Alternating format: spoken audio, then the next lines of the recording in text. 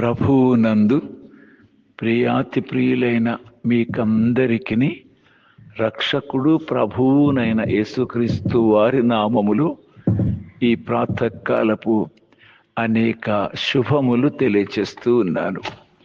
సర్వశక్తులకు దేవుని ఆశీర్వాదములతో మీరును మీ ఇంటి వారును మీ కలిగిన సమస్తమునకును క్షేమమవును గాక. ఆయన ఆనందములతో మీరు పాలివారి యుగయుగములు ఉండే ఆ పరలోకములో, ఆ శాశ్వత రాజ్యములో ఆయనతో పాటు ఆనందించే ధన్యతకు ప్రభువు మిమ్మును సిద్ధపరచును గాక. నా ప్రియులారా, ఈ ఉదయకాల సమయంలో దైవ గ్రంథములో నుండి ఇర్మియా గ్రంథము 39వ అధ్యాయము, ఇర్మియా గ్రంథం 39వ అధ్యాయము 18వ వచనాన్ని చదువుకుందాం. ఇర్మియా 39, 18వ వచనం. నీవు నన్ను నమ్ముకొంటివి కనుక నిశ్చయముగా నేను నిన్ను తప్పించదను. నీవు ఖడ్గము చేత పడవు, దోపుడు సొమ్ము దక్కించుకున్నట్లు నీ ప్రాణము నీవు దక్కించుకుందువు. ఇదే యెహోవా వాక్కు. నీవు నన్ను నమ్ముకొంటివి కనుక నిశ్చయముగా నేను నిన్ను తప్పించదను. ఎంత అద్భుతమైన విషయం ప్రియులారా! తప్పించబడుట శత్రువుల చేతుల్లో నుండి, పాపం యొక్క బంధకాల్లో నుండి, సాతాను యొక్క చెరలో నుండి, నరకాగ్ని యొక్క భయంకరత్వము నుండి, ఆ పాతాళపు వేదనల నుండి మనల్ని తప్పించేందుకు గాను నీవు నన్ను నమ్ముకొంటివి కనుక అన్నారు యేసయ్య. నీవు నన్ను నమ్ముకున్నావు కనుక నిన్ను తప్పిస్తాను. అవును, మరి ఎవరిని తప్పించగలరా? మరి ఎవ్వరిని తప్పించలేరు, ఎవ్వరి వల్ల కాదు.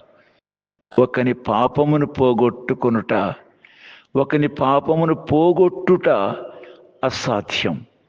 మనల్ని మనం పోగొట్టుకోలేము, ఎవరి పాపములు మనం పోగొట్టలేము.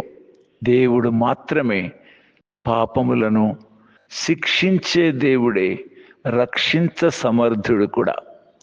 ఆయన సమాధానము కలుగ చేయగా శిక్ష విధించువాడెవడు అని చెప్పబడినట్లుగా ప్రభువే మనల్ని క్షమిస్తే మనల్ని వేలుపెట్టి చూపించేవాడెవడు?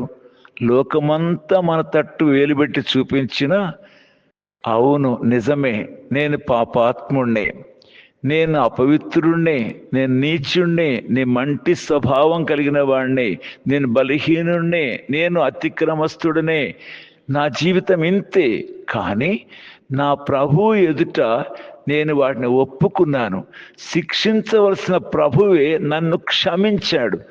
ఇంకా నాకేం భయం? ఇక నేను భయపడాల్సిన పనే లేదు. ఎవరు నన్ను వేలుపెట్టి చూపించినా వారెవరు నన్ను శిక్షించగలిగిన వారు కానీ, నన్ను రక్షించగలిగే వారు కానీ కానే కాదు. కాబట్టి మనుషులు పెట్టే నిందలకు, మనుషులు బెదిరింపులకు భయపడవలసిన అవసరం నాకు లేదు. నా ప్రభువు నన్ను క్షమించినప్పుడు నన్నెవ్వరూ శిక్షించలేరు అని ధైర్యంగా చెప్పగలవారమై ఉన్నాం. మరి ఆ ప్రభువు యొక్క కనికరం కొరకై, దయాళుత్వం కొరకై, ఆయన మంచితనం కొరకై, ఆయన 85వ కీర్తన 6వ వచనంలో ప్రభువు దయాళుడు, క్షమించుటకు సిద్ధమైన మనస్సు గలవాడు అని వాక్యం చెప్తోంది. ఆయన దయాళుడు, క్షమించేందుకు సిద్ధంగా ఉన్నాడు. అయితే మనమే ఆ పాపాన్ని ప్రేమిస్తూ పాపాన్ని విడిచిపెట్టలేక దాన్ని ఒప్పుకోవటానికి గాను వెనకంజ వేస్తూ ఉంటాం. చెల్లి, నా తమ్ముడు, అది పాపమని తెలిసినప్పుడు అది పాము వంటిది, దానివల్ల నష్టం ఎంతో ఉంది. నీ శరీరము నష్టపోతావు, నీ చుట్టూ ఉన్నటువంటి ప్రజలందరి మధ్య నువ్వు పాపిష్టివానిగా ఎంచబడతావు. నిన్ను సృజించిన దేవుడు నిన్ను నరకంలో పడేస్తాడు. అది ఎరిగి ఇకనైనా అట్టి పాపమును గురించి చింతించి పశ్చాత్తాపపడి ఆ పాపము కొరకే తాను శిక్ష అనుభవించి శుద్ధీకరించేందుకు తన పరిశుద్ధ రక్తధారలు చిందించి మరణించి భూస్థాపన చేయబోయే 3వ దినాన తిరిగి లేచిన మృత్యుంజయుడైన సర్వాధికారం గలవాడైన పరలోకమందును భూమి మీదను నాకు సర్వాధికారం ఇవ్వబడి ఉన్నది అని చెప్పారే, ఆ యేసయ్య దగ్గరకు వచ్చి మన పాపములు క్షమించమని కోరుకుంటే ఎంత ప్రేమగల దేవుడు, తప్పక క్షమిస్తాడు. 47వ వచనం 7వ అధ్యాయం లూకాసు వార్తలో పాపాత్మురాలైన ఆ స్త్రీ యేసయ్య పాదముల మీద కన్నీరు కార్చి తల వెంట్రుకలతో తుడిచి అత్తరు పూసి ముద్దు పెట్టుకుంటున్న కారణం ఏమంటే విస్తారమైన ఆమె పాపములు క్షమించబడి ఉన్నవి, అందుకే అంత ప్రేమిస్తోంది అన్నారు యేసయ్య. 2వ అధ్యాయం 5వ వచనం మార్కు సువార్తలో పక్షవాయువు గలవాడిని చూచినటువంటి యేసయ్య అతని పాపం వల్లనే ఆ రోగం వచ్చిందన్న సంగతి ఎరిగిన వాడే, కుమారుడా నీ పాపములు క్షమించబడి ఉన్నవి, నీవు లేచి నీ పరిపెత్తుకున్నాడు అనగానే అతని పాపములు క్షమించబడ్డవి, అతని రోగము కూడా బాగు చేయబడింది. హల్లెలూయా. 23వ అధ్యాయము లూకాసు వార్తలో ఆ ప్రక్కనే సిలువ వేయబడిన ఆ దొంగ, యేసు నీవు నీ రాజ్యముతో వచ్చినప్పుడు నన్ను జ్ఞాపకం చేసుకో, నేను చేసిన దానికి శిక్ష అనుభవిస్తున్నాను, నీవు ఏ నేరం ఎరగని వాడవు అని యేసయ్య యొక్క నిర్దోషత్వాన్ని ఎరిగిన వాడై, యేసయ్య రారాజు అని గుర్తించిన వాడై, ఆయన పరలోక రాజ్యాన్ని కలిగిన వాడిని గుర్తించిన వాడై, మనుషులను ఆ రాజ్యంలో చేర్చేందుకొరకు ఆయన ఈ లోకంలో బలి అవుతున్నాడు అని గ్రహించిన వాడై నన్ను జ్ఞాపకం చేసుకోమని బ్రతిమలాడాడు. వెంటనే యేసయ్య అన్నాడు, నేడు నీవు నాతో కూడా పరదేశిలో ఉంటావు అన్నాడు. ఎంత ప్రేమగల దేవుడు! ఎంత ఘోర పాపినైనా వెంటనే క్షమించి శుద్ధీకరించే ధారాళమైన విశాలమైన హృదయం కలిగిన వాడు యేసయ్య. ఎవరిని వారి పాపములు బట్టి శిక్షించాలని కోరడు, కానీ అందరి పాపముల కొరకు తాను శిక్ష అనుభవించాడు కనుక ఎట్టి పాపినైనా క్షమించేందుకు సిద్ధంగా ఉన్నాడు. పాపములు పడితే ఎంత ఆనందం ప్రియులారా! కనుక ఇటువంటి ఆనందమయమైనటువంటి దేవునితో ఉండే అద్భుత పరిశుద్ధతను పొందగలిగే భాగ్యం మనం కలిగి ఉంటుండగా ఎందుకు మొరాయించాలి, ఎందుకు మొండికి వేయాలి, ఎందుకు ఈ పాపమును ప్రేమించాలి? హెబ్రీపత్రిక 2వ అధ్యాయం 13-14 వచనాలు చూస్తాం మనం. పాపం వలన కలుగు భ్రమ చేత మీలో ఎవడు కఠినపరచబడకుండునట్లు నేడు అని సమయం ఉండగానే ఆయన రక్షకుని అంగీకరించండి. పాపం వలన కలిగే భ్రమ, తాగితే ఏదో కిక్ వస్తుంది, ఏదో మత్తు వస్తుంది, ఏదో సంతోషం వస్తుంది, సిగరెట్ తాగితే అది ఒకటి, ఇక ఇక అనేక చెడు లక్షణాలు, ధనం సంపాదించేందుకొరకు భయంకరమైన అడ్డుత్రోవలు తొక్కేది, లంచాలు, అనేకమైన ఇవన్నీ ఆశభూతునాలే, కానీ వీటి వల్ల నీకు వచ్చే ప్రయోజనం ఏమీ లేదు. అది భ్రమ, అంత భ్రమే అది. కనుక పాపం వల్ల కలిగే భ్రమ చేత నువ్వు కఠినపరచబడకుండా నేడు అనబడే సమయం ఉండగానే ఆయనను రక్షకునిగా అంగీకరిస్తే ఎంత ఆనందం! నీవు నన్ను నమ్ముకొంటివి కనుక నేను నిన్ను తప్పించెదను.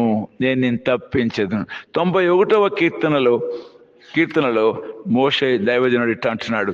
91వ కీర్తనలో 14 వచనం, అతడు నన్ను ప్రేమించుచున్నాడు కనుక నేను అతను తప్పించదను.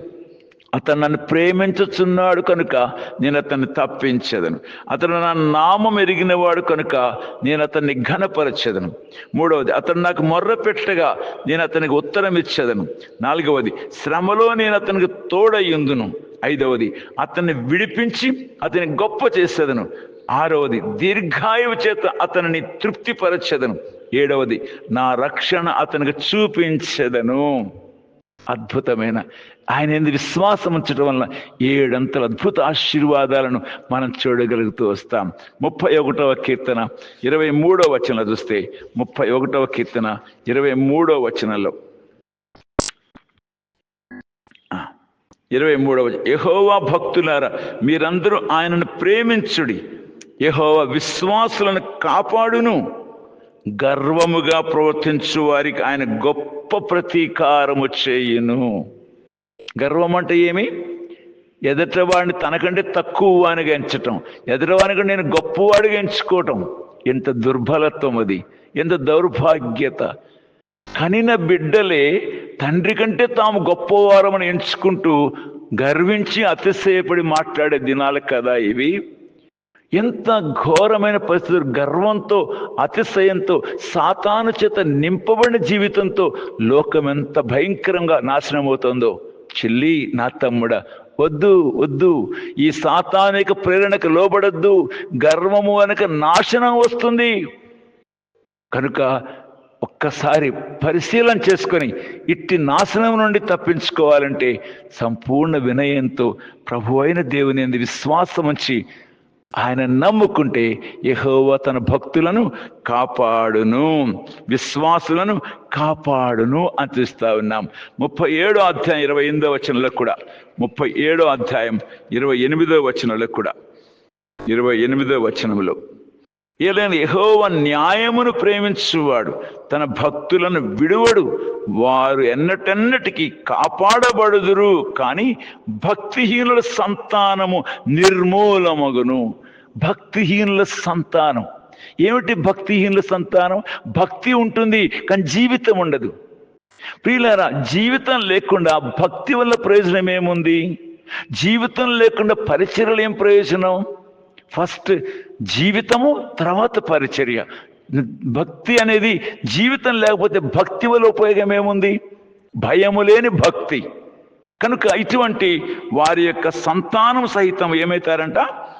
నిర్మూలమగును అంటున్నారు. భక్తిహీనుల సంతానం నిర్మూలమగుతారు. ప్రియమైన బిడ్డ, నా సోదరి, ఆయన భక్తులను విడువడు, వారెన్నటన్నిటికీ కాపాడబడుదురు అని చూస్తాం. సామెతలు 2వ అధ్యాయం 8వ వచనంలో చూస్తే కూడా దైవజన సొలొమోను గారు ఈ మాట అంటున్నారు. 2వ అధ్యాయము 8వ వచనంలో, న్యాయం తప్పిపోకుండా ఆయన కనిపెట్టును, తన భక్తుల ప్రవర్తనను ఆయన కాచును. తన భక్తుల ప్రవర్తనను ఆయన కాచును. ఎంత అద్భుతం ప్రియులారా, ఎంత అద్భుతం. తిమోతి పత్రికలో కూడా పౌలు గారు అంటున్నారు, 4వ అధ్యాయం 18వ వచనంలో అంటున్నారు, 4వ అధ్యాయం 18వ వచనంలో,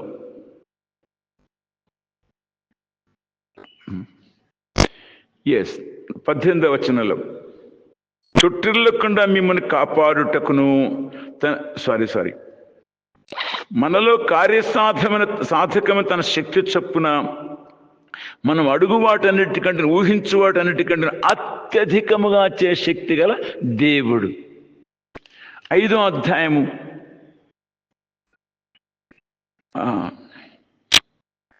కనుక ప్రియులు జ్ఞాపకం చేస్తాం, దేవుడు తన భక్తులను కాపాడేటువంటి వాడు, ఆయన ఎప్పటికీ విడిచిపెట్టేవాడు కాదు. కనుక విశ్వాసముతో ఆయన యందు నమ్మిక ఉంచి సంపూర్ణ విధేయతతో ఆయనకు అప్పగించుకుంటే ఎవరికంటే కూడా యోగ్యుండని అనుకోవద్దు. ఒక దైవజనుడు అనేక ప్రాంతాల సువార్తను జరిగిస్తూ ఒక విధమైన వ్యాధి తనలో ప్రవేశించినందున అనారోగ్యంతో ఒక ప్రభుత్వ ఆసుపత్రిలో జాయిన్ అయ్యాడు. ఆ రోగాన్ని గురించి ఆ ప్రొఫెసర్ గారు మెడికల్ స్టూడెంట్స్ని తీసుకొని వచ్చి ఆ మంచం చుట్టూ చేరి అంటున్నాడు, మనం ఇప్పుడు ధ్యానం చేస్తున్నామే ఒక రోగాన్ని గురించి, ఒక వింతైన రోగం గురించి, అది ఈ వ్యక్తిలో ఉంది. ఇతడు అనామకుడులా ఉన్నాడు, ఇతనికి ఎవరో లేనట్టున్నారు, ఇతని మీద మనం ఆ ప్రయోగాన్ని చేయొచ్చు అన్నాడట. అనంగానే అటువైపు తిరిగి ఉన్న ఈయన ఇటువైపు తిరిగి, ఎవరిని అనామకులుగా ఎంచొద్దు, ప్రతి వారి కొరకు క్రీస్తు తన పరిశుద్ధ రక్తాన్ని చిందించి కొనుక్కున్నాడు అన్నాడు. కాబట్టి ఎవ్వరు కూడా, విశ్వాసులైన వారు ఎవ్వరు కూడా అనామకులు కాదు, వారేమాత్రం తక్కువ వారు కాదు, విలువ పెట్టి కొనబడిన వారు. అలాంటి వారిని ఏమాత్రము కూడా మనం వేలుపెట్టి చూపించి తిరస్కరించినట్లయితే అయ్యో ఎంత నష్టమో కదా. అందుకే దేవుని యందు విశ్వాసం ఉంచి ఆయనకు అప్పగించుకొని ఆయన న్యాయములో ఆయన అడుగుజాడలు నడుస్తూ మనం ఆయన వెంబడించినప్పుడు మనల్ని ఆయన తప్పిస్తాడు, భద్రపరుస్తాడు, క్షేమాన్ని ఇస్తాడు, ఆశీర్వాదం ఇస్తాడు. కనుక అంత్య దినాల్లో భక్తికి తగిన జీవితాన్ని కలిగి ప్రభువును సంతోషపరిచేవారిగా ఉంటూ ప్రతి శత్రు కార్యముల నుంచి తప్పించబడుతూ ఆయనకు మహిమను తెచ్చేవారిగా ఉందుముగాక. ప్రార్థన చేద్దాం. ప్రియమైన తండ్రి, ఉదయకాలములో నీ లేఖనాలను మీరు ఆశీర్వదించండి, ప్రియులను మీరే విడిపించండి, తప్పించండి, రక్షించండి, కాపాడండి, ఆశీర్వదించండి తండ్రి. యేసుక్రీస్తు వారి పేరిట నీ యందలి విశ్వాసమును బలముగా అనుగ్రహించమని కోరుతూ ప్రార్థిస్తున్నాను తండ్రి. ఆమెన్. ప్రభువైన యేసుక్రీస్తు వారి కృపా సన్నిధితో సంతృప్తి నందుదురుగాక. ఆమెన్. ఆమెన్.